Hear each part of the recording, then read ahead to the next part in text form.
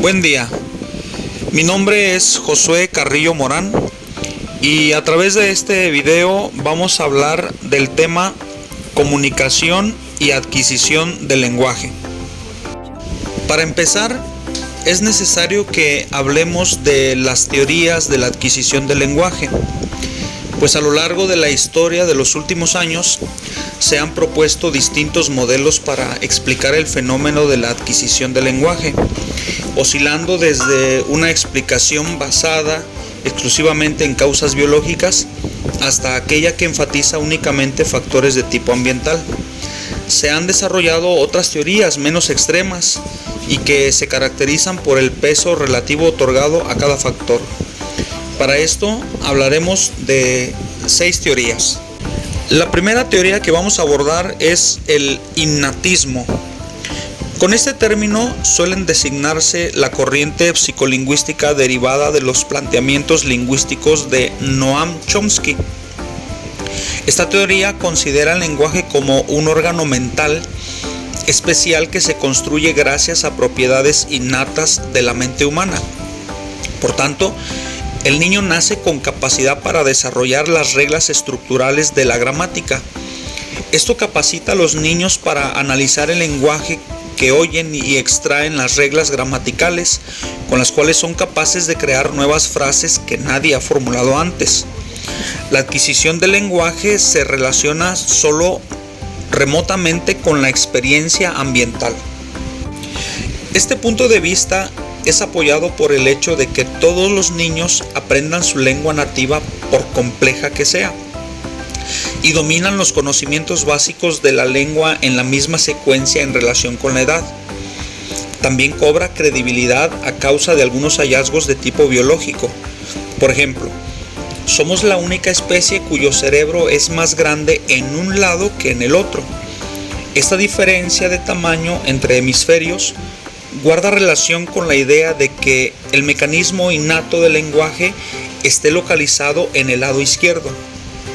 Nuestras habilidades lingüísticas se pueden dañar por lesiones en el hemisferio izquierdo, sin que se alteren otro tipo de habilidades mentales o motoras, lo cual apunta hacia una estructura localizada diseñada para proporcionar una capacidad para el lenguaje. La siguiente teoría que vamos a abordar es la teoría cognitiva. Esta teoría considera el aprendizaje del lenguaje como parte del aprendizaje en general. Para Piaget, la cognición es previa al lenguaje, y este es el vehículo de expresión a través de las relaciones semánticas. La semántica sería el motor del sistema lingüístico, y la sintaxis la forma de transmisión de los significados. Posteriormente, el orden temporal, cognición-lenguaje, se ha visto con cierto escepticismo y bajo un punto de vista más crítico. Los aportes principales de esta teoría los podemos situar a nivel de la relación cognición-lenguaje, puesto que plantea la necesidad de explorar las aptitudes cognitivas de niños con retraso de lenguaje. Esta perspectiva explica que las adquisiciones semánticas del lenguaje dependen del grado de comprensión del sujeto. La adquisición y desarrollo del significado de las palabras está determinado jerárquicamente por niveles evolutivos. Esta teoría considera al niño autodidacta si se le proporciona una estimulación adecuada, y el objetivo principal sería documentar el desarrollo, no de intervenirlo. Sin embargo, este desarrollo natural no se observa a niños con alteraciones de lenguaje. La siguiente teoría es la de descubrimiento de eventos. La matriz de esta teoría es más social. Nelson considera que el conocimiento y descubrimiento por parte del niño de las rutinas diarias constituye el contenido inicial de sus representaciones mentales. En lo que se refiere a los ambientes más idóneos para la adquisición del lenguaje, demuestra que el habla producida en ambientes familiares es más rica que la que se produce en situaciones tradicionales de juego. Las situaciones de comunicación madre-hijo ocupan pues un papel importante desde esta perspectiva. En lo que se refiere a su contribución terapéutica, enfatiza el examen de los dominios tanto cognitivos como ambientales del niño. A nivel evolutivo, insiste en el reanálisis de los datos normativos, pues apunta que si se establece un buen ambiente familiar, algunas destrezas pueden adquirirse antes de lo previsto.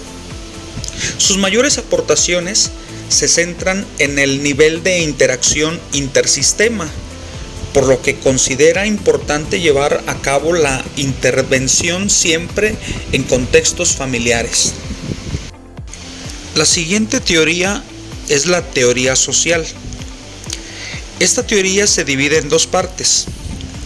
La primera, interaccionismo, basado en la obra de Vygotsky. El factor principal de la obra es la figura del adulto como elemento clave y directo en el aprendizaje y desarrollo del lenguaje en el niño. El adulto es un interlocutor activo dispuesto siempre a dialogar con el niño.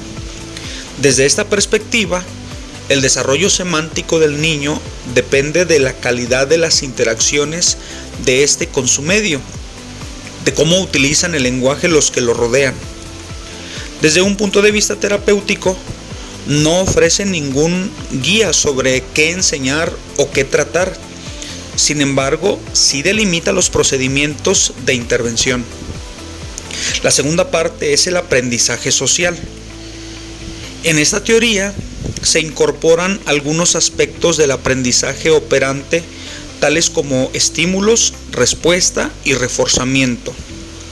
De acuerdo a Bandura, la conducta lingüística se aprende a través del proceso de modelo abstracto o aprendizaje vicario, en el que el niño abstrae los atributos comunes a muchas expresiones, con el fin de formular reglas para generar conductas con estructuras similares.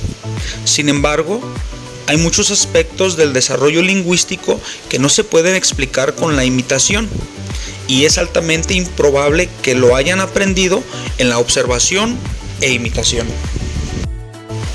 La última teoría que vamos a ver es la del aprendizaje operante. Para Skinner, el lenguaje, como cualquier otra conducta, se rige por los mismos principios de aprendizaje que el resto de las conductas humanas. En el campo del lenguaje, la teoría considera que los padres moldean la producción del habla de sus hijos al reforzar los sonidos que más se parecen al habla adulta. Los niños aprenden a generalizar y a abstraer a partir de los sonidos reforzados y al final producen un lenguaje eficaz. Favorece este punto de vista el hecho de que los bebés educados en casa balbucean más que los criados en instituciones, probablemente porque en casa les refuerzan más. Sin embargo, no existen evidencias que apoyen la afirmación de que el refuerzo es el principal factor en la adquisición del lenguaje, pues los niños sordos, que no oyen sus propias vocalizaciones ni la de sus cuidadores, vocalizan a pesar de la ausencia de refuerzos. Ahora vamos a hablar de las capacidades comunicativas prelingüísticas. Son aquellas que se desarrollan antes de la comunicación verbal, y estas crean las bases para el futuro éxito en el habla y el lenguaje. Hay 4 habilidades prelingüísticas cruciales para la aparición de la primera palabra. La primera habilidad es la atención compartida. La atención compartida es una habilidad social muy temprana que ayuda a los niños a aprender a interactuar con los demás. Consiste en compartir la atención con otra persona. Normalmente es uno de los padres o con su cuidador, para comunicarse y conectar con estos. La segunda habilidad es la gesticulación. Esta consiste en utilizar las manos y el cuerpo para comunicarse de forma no verbal y puede ser utilizada para expresar una variedad de necesidades diferentes. Los niños pequeños suelen utilizar gestos para complementar su habla y las investigaciones han demostrado que la producción de gestos precede a la producción del habla en unos 6 meses en promedio. La tercera y cuarta habilidad son la imitación de sonidos no verbales y la imitación de sonidos verbales. Son las dos últimas piezas que completan el rompecabezas. Fundamentalmente, el desarrollo temprano del lenguaje. Los sonidos no verbales son todos los sonidos y ruidos que hacen los bebés y los niños pequeños antes de aprender a hablar. Los sonidos del habla, por su parte, son todas las combinaciones de consonantes y vocales que se utilizan para crear palabras reales. También es necesario que abordemos el siguiente punto, que es el desarrollo fonológico en los primeros 3 años de vida. En el primer mes, el bebé prestará atención a los sonidos o gritos. Se comunicará a través del llanto buscando la satisfacción de sus necesidades. En el segundo mes, produce ruidos y llantos diferenciados según la necesidad del niño o la causa que lo produce. En el tercer mes, emite vocalizaciones y sonidos guturales. Empezará a producir balbuceos con algunas consonantes y vocales. En el cuarto mes, existirá mayor interés por parte del bebé hacia las personas y los objetos. Empezará a darse cuenta que los sonidos que emite producirán un efecto en su entorno. Aprenderá la función de la comunicación verbal, por ende, las vocalizaciones aumentarán. Alrededor de los 6 meses, por medio de los balbuceos, empezará a conversar con las demás personas. Emitirá más vocales unidas a consonantes para formar sílabas. En los 8 meses es la etapa del parloteo. Emitirá más sílabas seguidas a modo de respuesta a sus conversaciones. Alrededor de los 10 meses, responderá a su nombre y a consignas simples tales como cuando se le niega algo. Vocaliza de manera más articulada, empieza a imitar palabras. Ya cuando tiene 1 año, imita las palabras y la entonación de los adultos. Comprende algunas órdenes, comprende prohibiciones y dice 2 o 3 palabras en promedio. Cuando tiene 18 meses, su nivel de comprensión mejora notablemente. Empieza a pedir cosas señalando o nombrando los objetos. Puede pronunciar correctamente un promedio de 10 palabras. Señala algunas partes de su cuerpo cuando se lo piden. Cuando llega a los 2 años, se interesa más por la comunicación verbal. Ya es capaz de expresar frases de 2 a 3 palabras y utiliza algunos pronombres personales como mío, tú, yo. Cuando llega a los 3 años, existe un incremento rápido del vocabulario. Cada día aprende más palabras. Su lenguaje ya es comprensible. El uso del lenguaje es mayor, lo utiliza al conversar con los demás o cuando está solo. Ahora hablaremos de otra etapa, que es la comunicación preverbal, el papel de los gestos. El lenguaje gestual ocupa un lugar primordial. Desde los primeros meses de vida, los niños lo utilizan como medio para manifestar sus necesidades, expresar sus sensaciones, sentimientos y vincularse con otras personas, así como con el mundo que los rodea. Las acciones que realiza el niño en estas conductas gestuales se caracterizan por ser frecuentemente versiones esquematizadas o condensadas de actos no comunicativos. Consiste en intercambios de expresiones faciales, vocalizaciones y movimientos centrados en torno al rostro del adulto y realizados en medio de un despliegue de afecto positivo. Podría confirmarse que los gestos transforman en interacciones y es posible ver que cada uno de ellos cumplen varias funciones prelingüísticas. Se distinguen 2 tipos de gestos comunicativos intencionales más relevantes.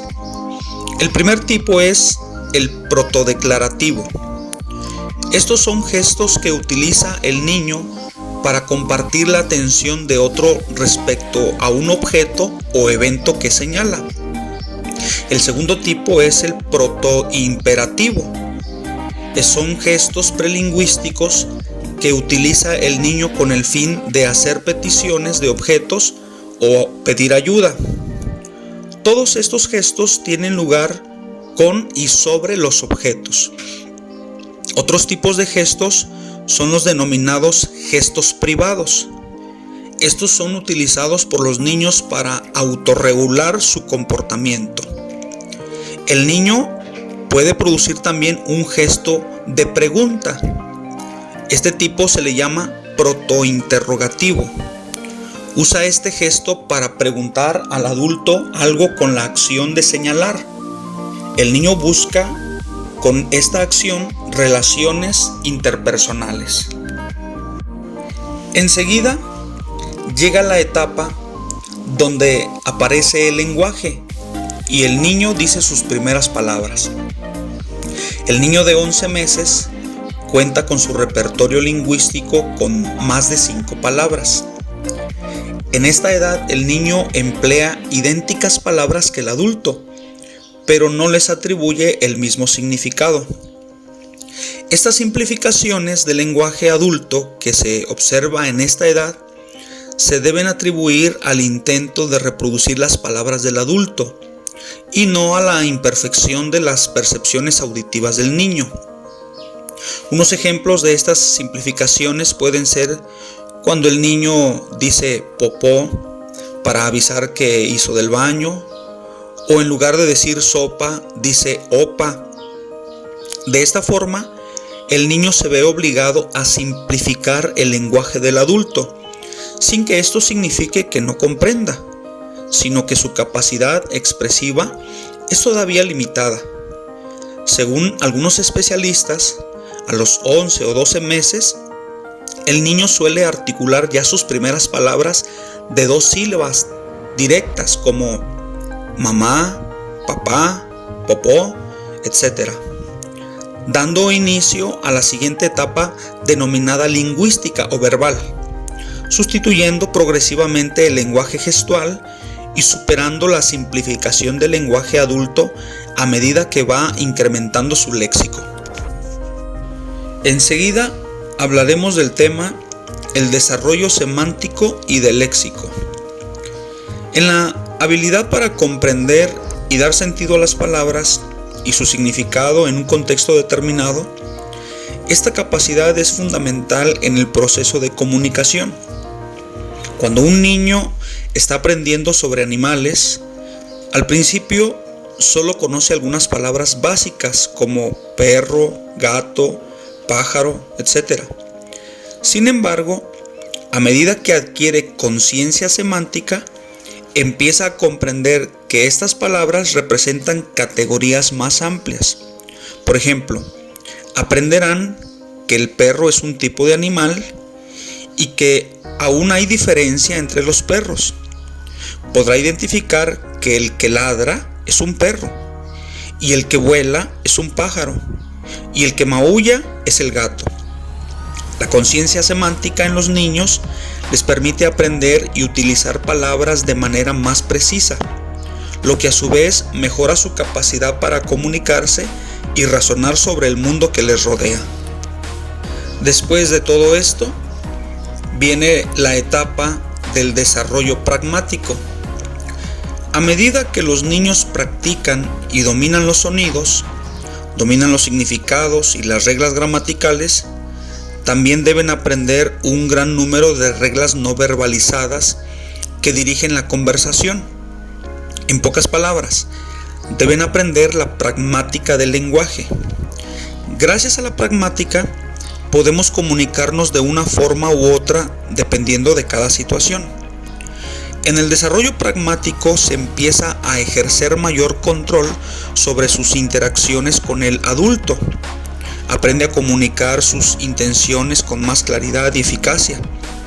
El niño empieza a desarrollar la intencionalidad comunicativa y a mostrar capacidad para compartir objetivos con los demás. Siempre que hablamos del término pragmática, nos referimos al uso social de la lengua. En otras palabras, es la forma en que nos comunicamos a través de las palabras y nuestros cuerpos en un contexto social. Por ejemplo, estableciendo un contacto visual con otra persona, saludando, mostrando y respondiendo a las emociones de los demás. Que el niño adquiera el desarrollo pragmático es esencial para que desarrolle habilidades funcionales de comunicación y así poder establecer relaciones con sus compañeros, y también mejora su autoestima. Y de esta manera llegamos al fin de nuestro video. Espero les haya gustado. Nos vemos hasta la próxima.